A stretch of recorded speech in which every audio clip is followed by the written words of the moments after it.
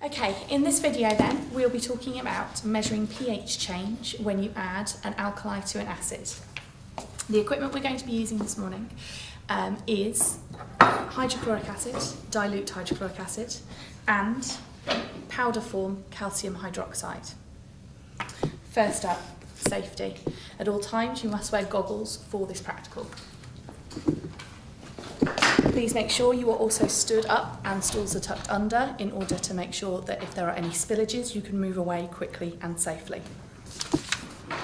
So, for this practical then, we will be using the hydrochloric acid and 50 centimetre cubed of it.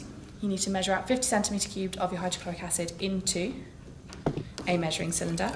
Please make sure that your measuring cylinder is flat on the desk, and you check the volume of acid you are pouring into it by going eye level to the measuring cylinder and making sure the meniscus, that top part of the liquid, is touching where the 50 centimetre cubed is on the measuring cylinder.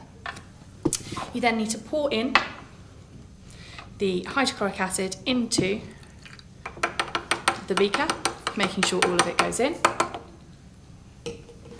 And then we are going to estimate the pH of this solution. In order to estimate this, we are going to use universal indicator paper, this yellow stuff here. Okay, so you're going to take a glass stirring rod and you're just going to dip it into the solution. Give it a little bit of a stir to make sure that the liquid is on it, and then gently you are just going to drop your indicator paper with the acid.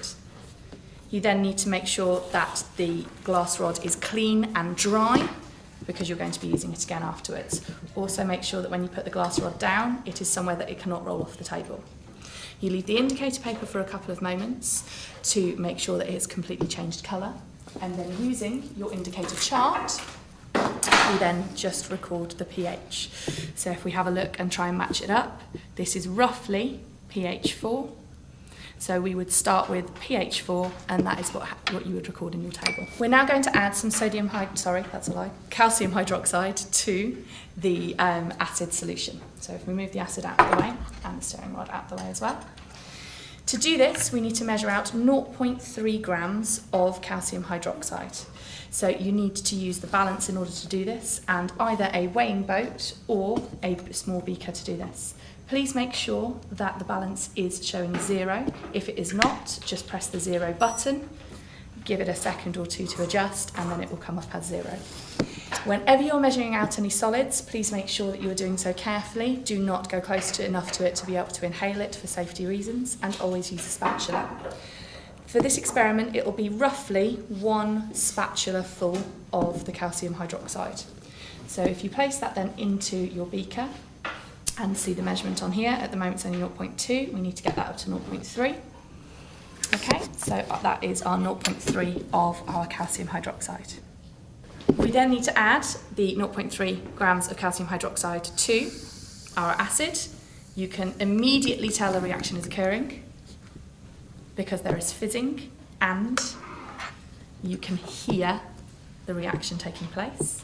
You just need to then stir this to ensure all of the calcium hydroxide has reacted.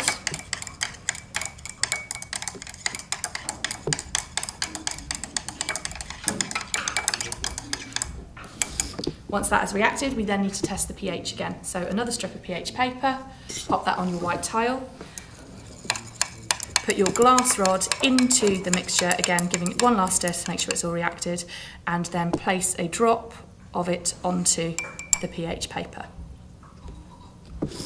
Same thing again, look at it compared to the colour chart. Again, this is still roughly pH 4, record what you've got. You need to then repeat this experiment 7 times until you get a total of 2.4 grams of calcium hydroxide in the solution. So one more time, we put our an extra 0.3 grams in, give it a good stir, make sure it's all reacted. Take our universal indicator paper,